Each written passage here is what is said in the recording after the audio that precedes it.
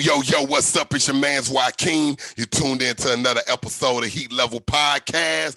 What's up, world? So look, right now, man, I'm here with a special guest today. He's a writer, actor, filmmaker, and he hails from Nashville, Tennessee. Yeah, same place that I'm from. He go by the name of Angelo Tate. What's up, Angelo? Hey, what's going on, people? Glad to be here. No Here for doubt, another no doubt. podcast. Yes, sir. Yes, sir. Yeah. So I got some questions to ask you, man. We're gonna get into it, get right into it. By the way, so where you from, how old you are, and where you basically neighborhood you was raised up in. So my name's Angelo, Angelo Tate to be specific. I'm 29 years old, and I grew up in Nashville, Tennessee, but more specifically, North Nashville. North. Yeah. How old are you? 29.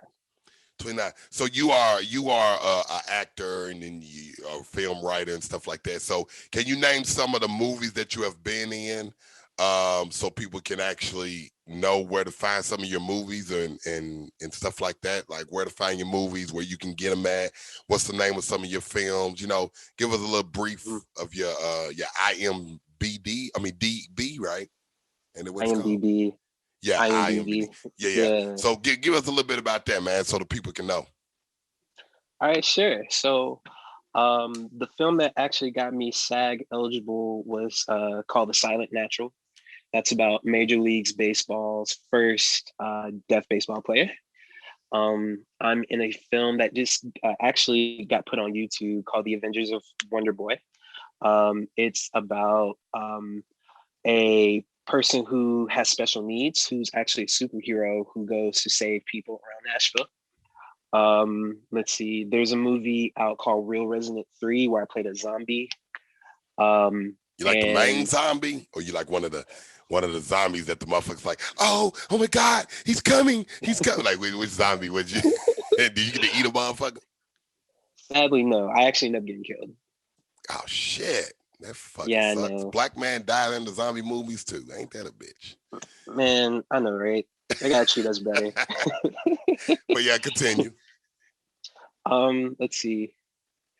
I also have some stuff that I've made. If you go on YouTube, you can find a web series I created called Black Dad. It's about a guy who actually adopts a white kid and has to deal with the challenges of not only being single and getting betrayed by his girl, but he has to figure out how to be a dad and raise a white kid. So, yeah, that's hard. Yeah, I'm raising a white kid now, so I understand. Oh, for real? Yeah. My stepdaughter, she's white. Oh, challenges, huh? Challenges. Yeah, and then let's see, there was another one I was gonna mention. Oh, I do have a film that's gonna come out later this summer. It's called Happy Father's Day, and it's a dedication to all the fathers out there who are overlooked, don't get appreciated. So it's really for the men. I mean, the women can enjoy it too, but it's mainly for the men. So on this Happy Father's Day, I want to get in a little bit on the Happy Father's Day film that you got coming out, since we want to promote what you got coming out. So with a Happy Father's Day, is it for like all the fathers, or you're trying to portray mostly on Black fathers? Because the reason why I asked that, because a lot of Black fathers don't get seen in a good light. We get seen in the worst fucking light ever. And it's like the white fathers are the most superior ones. And, the Black fathers, we just leave our kids, or we never there, or fuck it. And, so is this for all fathers, or is it, are you doing a lot of, for the Black fathers, because we really need it? It's mainly geared towards all fathers, but the cast is all Black. So I think Black fathers will probably appreciate it a little more, just because the message of the film is going to affect them more. So it's more towards, like, the film and the dialogue is more towards people that are Black fathers than basically anything else. Basically, what you're saying. So And basically, also, like, I'm gonna whoop your motherfucking ass. You fucking with me? Yeah. You feel me? It ain't gonna be like, now look, Tommy, I'm gonna put you in the corner. Okay, Tommy? Go in the corner for 10 minutes. Because what you did was very bad. You know what I'm saying? I It ain't gonna be that shit, is it? no. Actually, I think it's more kind of neutral. Okay, that's cool. Because there's also that aspect of the story where, say like if you don't have your father in your life, or say like you've been adopted, or maybe you lost your parents or your dad. There's a message in there's a message for those people as well. Um, you have the theme of adoption, like kind of taking people in to your family. So Okay. That's yeah, there's so two it's a different ways to lot look at of the film. neutral things in the film that you trying to go on every trying to hit every corner of the room, Yeah, basically. That's what you're trying to pretty do. much. And yeah, Hmm. that's good, because I think for a lot of fathers, we need it. We need it, especially black fathers. And I'm not trying to sound fucking racist and no shit, because I've got mixed kids and all that shit. I done fucked every type of race it was. Now, this is the thing. I'm just saying, the black men, we need it. Okay? We need it. Am I lying though, Angelo? I'm saying we need it, No, right? you're not. No, Okay, no, man. like Thank you. Show me some cats with some black fathers with dreads that's taking care of their kids. Shit. You know what I'm saying? yes. No The doubt. cool No thing, doubt. No yeah. doubt. Um, so um, so let me ask you a question, right? Now, Hmm. since I write film myself also, and we'll talk about that a little bit before we even get off the podcast. But what I would like to say is, so when you're acting, are you trying to get to a point where you are Denzel Washington, or are you more trying to get to a point when you're like, let me think of a actor that's been in big film, Clifton Powell. I don't know if you know who that is. Clifton Powell, he played Pinky on Next Friday. He played in Oh, him. Deep Cover with Lawrence Fishburne in the 90s. He's actually in a lot of film. He's in like Hmm. major films. He in Ray. He played the bus driver in Ray. Hmm. Ray ended up firing him at the end, whatever, on the Ray Charles story. He plays in Hmm. major film. He plays in independent films, and he actually says he loves doing both. He don't mind getting in the motion picture, but he loves the independent grind. He said he likes to bring people up. So are you gonna be the one that make it big, that'll still come back and do independent movies and shit? Because you got a lot of people that don't do that until their career fall off.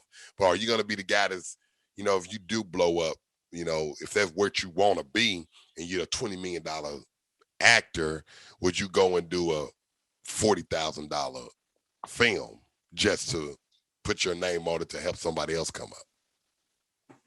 I would prefer to do both, and the reason why is because I mean the fame and the appeal, it's nice and all, but at the same time, you can't really depend on Hollywood. So yeah, it'd be nice to blow up that way, but also too, independent is where it's at, because you don't have Ownership. to depend on, right, you don't have to depend on people for your moment, your 15 minutes of fame. You can do it yourself. So yeah, I mean, if I get the right audition, book the right role, yeah, I would still try to do motion pictures by Hollywood, but I would come back and create my own stuff too. um a, an example for me who I aspire to be like is Donald Glover. Now, I'll admit, Donald Glover, he's a little out there, he's a little weird, but at the same time, he eventually got the people's love, admiration, and even respect, because he did the independent thing. He even did independent music. But Yeah. he just continued to grind, and then he got the best of both worlds, Yeah. He does Hollywood, he does some big Hollywood movies, but also he created his own He's TV good. show in Atlanta. Yeah, he's super He's dope. real good. Hmm. So that's who I aspire to be like, is Donald Glover. Donald Glover. Hey, Hmm. Donald Glover is that's a good thing right there. Donald Glover, I can get, yeah, that's, I can get with that. I can get with Donald Glover. I can. Yeah. Yeah. Okay, I can. And see another cool thing about him is that he's himself. Like he doesn't really mind putting super weird stuff out. I think people just kind of are like, I respect him enough to at least look into it or even like it, you know. I think with him you get an authenticity that you may not see with other artists. So yeah, definitely Donald Glover. Honestly, I actually watched a movie with him. It was about some racist people broke into the house. It was a racist couple broke into the house. It's called damn it. You got to see this movie, man. Donald Glover, he plays an old guy, and these racist people break into his house, but he has been to prison before. Um, man, you're gonna have to look up that movie, man. But I'm gonna tell you about it after the podcast, so you can actually uh you know, yeah, that'll be better. Yeah, Okay. Well, yeah. looking forward to it. No doubt, no doubt. Um, so basically, that's how we can do that. That's how we can do that. No doubt, no doubt. Um, um, 1 second, real quick. But okay, there we go back. Okay, so Donnie Glover. Okay, that works. Okay, let me ask you a question. So how do you think when it comes to Hollywood and black men?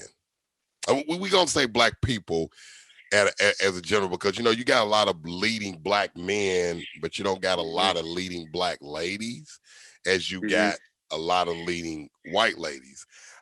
So how do you feel that Hollywood itself? I know you can't wait on Hollywood. You got to do a Tyler Perry thing.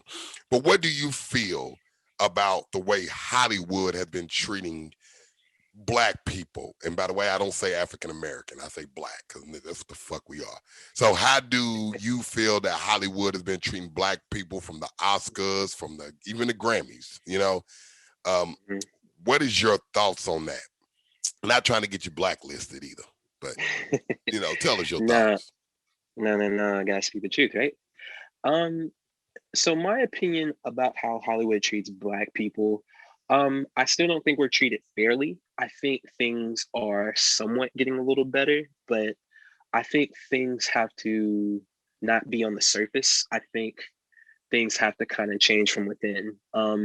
I think one thing that would help is if we had Black producers in Hollywood. I mean, we got some, but Yeah. I think if there was more, we probably have more Black films in Hollywood.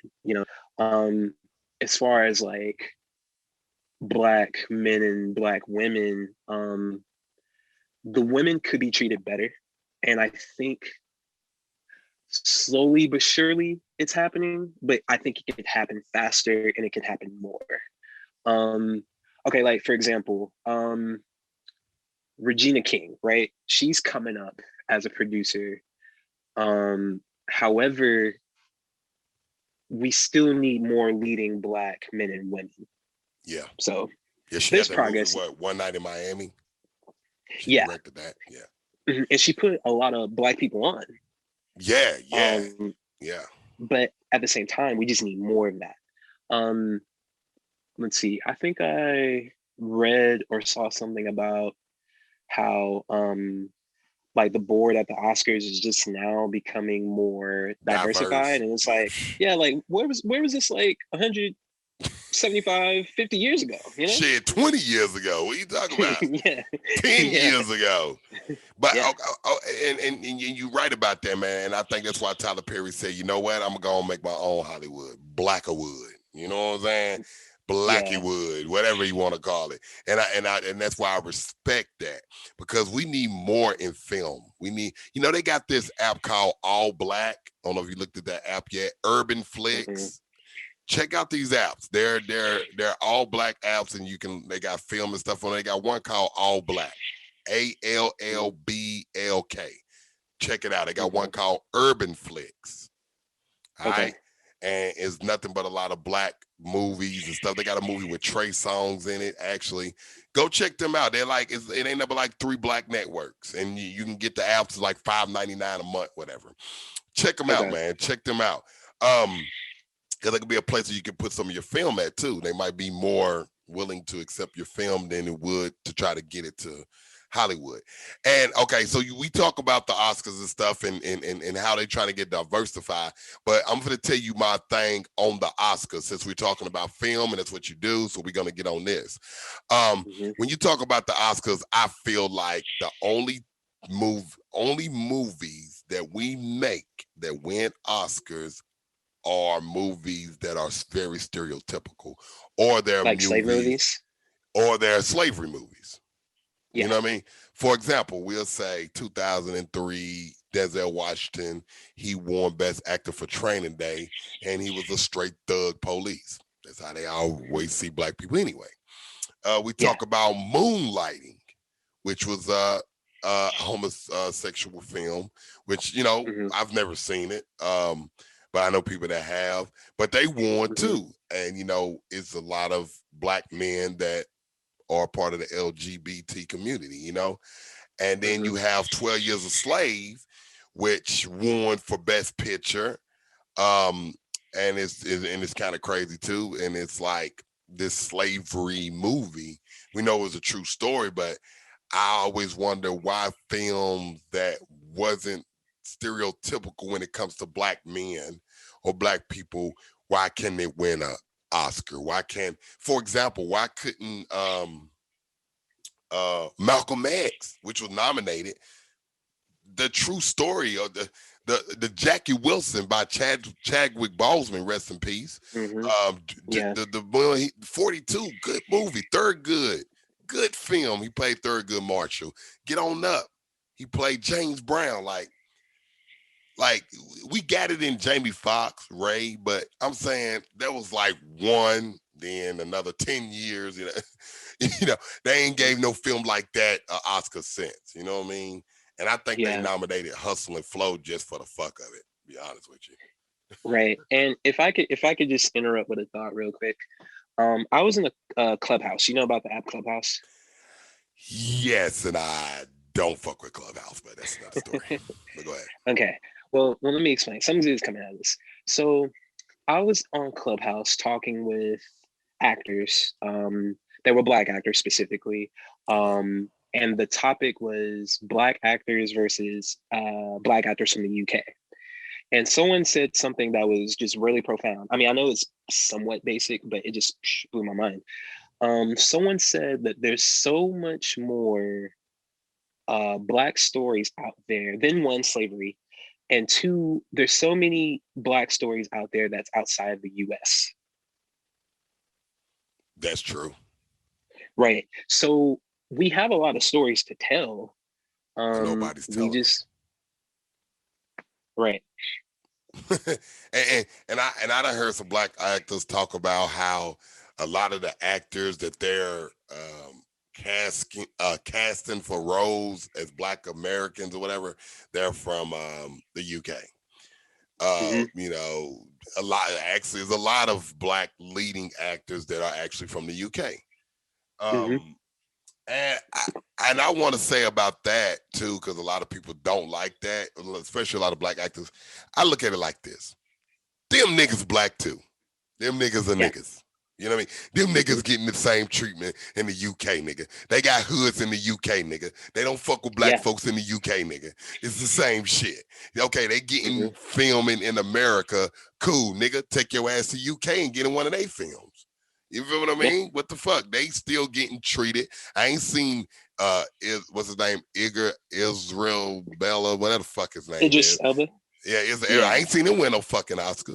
Now, what's the other guy from 2012? And then he played in Inside Band with Denzel Washington. And it's a lot of the Mhm. guy that's in Get Out. I'm saying, like, whatever. It's a lot of fucking Yeah. UK black men, but who gives a fuck? They black men. They still getting, they niggas. When they get pulled over, I don't give a fuck if the language different or not. They gonna look at them the same fucking way. So let them, it's Right. cool. I'm with it. You know, no problem with it. hmm But we got a lot, like you said, we got a lot of stories to tell, and I think that we need to start telling them. We do, Right. but it's up to us because most of these black filmmakers, and I'm not trying to get on these black filmmakers because I am not trying to slander my own people. But this is what I would like to say. Tyler Perry, I'm glad for what he did. I appreciate it. I don't watch his shit like that no more because all the shit started looking the same. Not trying to Yeah. be. it's like oh, I know it's about to happen. Oh, there you go. I'm not with that shit. But I liked it as film in the beginning and stuff, but I don't really kind of watch it like I do now. But rest in peace, John Singleton. He actually Yeah. made a lot of film that was about the hood, which is cool. Nothing wrong with that. But I Mm-hmm. think a lot of black filmmakers need to diversify more than we do. We always show the hood. We always show the dad that ain't shit, or Mm-hmm. the black woman with 7 kids, or the black man that's a homosexual. Like, we show those stories, or the slavery Mm-hmm. story. We show that, but why can't we show the stories of a whole film? When have you ever seen a whole film about a black man that became a doctor and became one of the top doctors and became the CEO of this fucking Fortune 500 company? When you see film like that, you I feel what seen I'm it with a saying? white man. I seen it with a white man. Exactly. Not with a black man though. My point exactly. Leading role now, leading Yeah. role. You don't see it, and I think that you as an actor and a filmmaker, me as an actor and a filmmaker and a musician, that I think that we should put that out there. And that's the reason why I'm shooting a Black Man video this week, because we need to put some different stuff out there, some empowerment Right. out there. You get what I mean? And Yes, sir. you understand and I understand.